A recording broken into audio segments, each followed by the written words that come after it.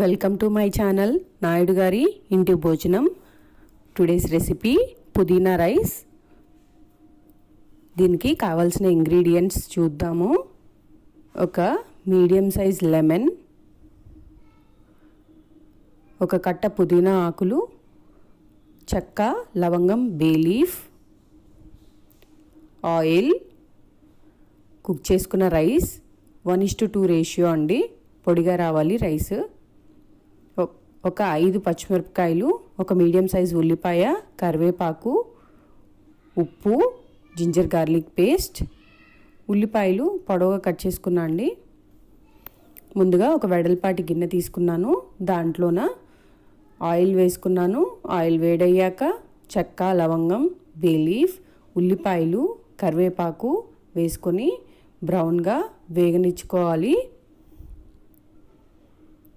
ఒకసారి కలుపుకొని దీంట్లోకి సాల్ట్ వేసుకుంటాను. ఇది వేగుతూ ఉంటుంది. ఇంకొక సైడ్ నేను పుదీనా పేస్ట్ రెడీ చేసుకుంటున్నాను. దానికోసం మిక్సీ జార్లోకి పుదీనా, పచ్చిమిరపకాయలు వేసుకుని మెత్తని పేస్ట్ చేసుకొని పక్కన పెట్టుకోవాలి. ఇదిగోండి, ఇలా అవుతుంది పేస్ట్. ఇలా రెడీ చేసుకోవాలి. ఒకసారి ఉల్లిపాయని కలుపుతాను. ఇది లైట్ గోల్డెన్ బ్రౌన్ కలర్ రావాలి. అప్పటి వరకు కలుపుకుంటూ వేపుకోండి. ఇలా రావాలి. ఇలా వచ్చిన తర్వాత దీంట్లోకి ఒక 2 స్పూన్స్ జింజర్ గార్లిక్ పేస్ట్ వేసుకుంటున్నాను.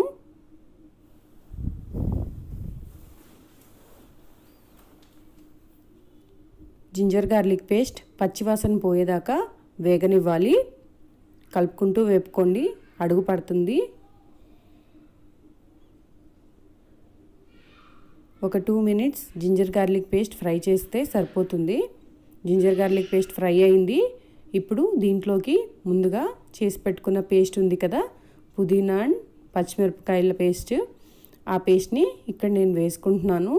నేను విడిగా ఏమీ పచ్చిమిరపకాయలు వేయలేదు. ఈ పేస్ట్లోనే పచ్చిమిరపకాయలు కలిపేసి పేస్ట్ చేసుకున్నాను.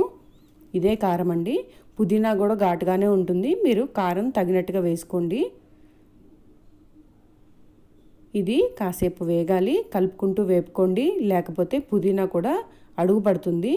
ఇది ఉల్లిపాయ, పచ్చిమిరపకాయలు, పుదీనా ఇదంతా కలిసి మంచి అరోమా వస్తూ ఉంటుంది. మీకు చాలా టేస్టీగా ఉంటుంది అండ్ సింపుల్ రెసిపీ అండి. ఇది వేగింది. ఇది వేగాక దీంట్లోకి రైస్ వేసుకొని ఉండలు లేకుండా కలుపుకోవటమే.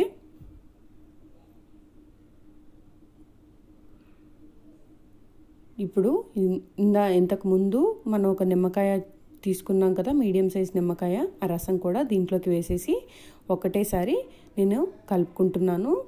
ఒకసారి కలుపుకొని మీరు రైస్లోకి ఉప్పు సరిపోయిందో లేదో చెక్ చేసుకొని కాస్త ఉప్పు కూడా చేర్చుకొని మంచిగా కలుపుకోండి.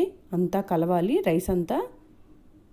ఇలా చాలా టేస్టీగా ఉంటుందండి. మీరు పుదీనా ఆకుల్ని ఆకులుగా వేసుకొని చేసుకునే పుదీనా రైస్ కన్నా కూడా ఇలా చేసి చూడండి, చాలా టేస్టీగా ఉంటుంది.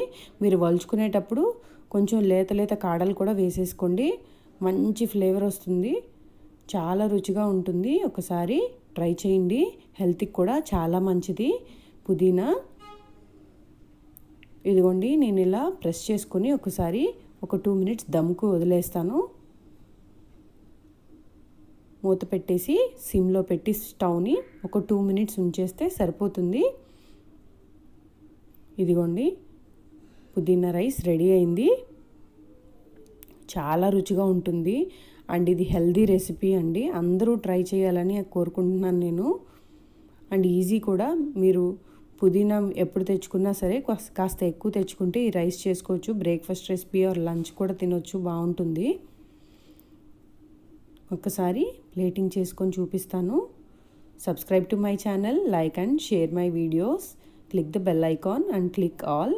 మీకు నోటిఫికేషన్స్ వస్తాయి నేను కొత్త వీడియో అప్లోడ్ చేసినప్పుడు. ఇదిగోండి, నేను ఇది లెమన్ పికిల్తో పెయిరప్ చేశాను. అసలు లెమన్ పికిల్తో చాలా రుచిగా ఉంటుంది. ట్రై చేయండి. Thank you.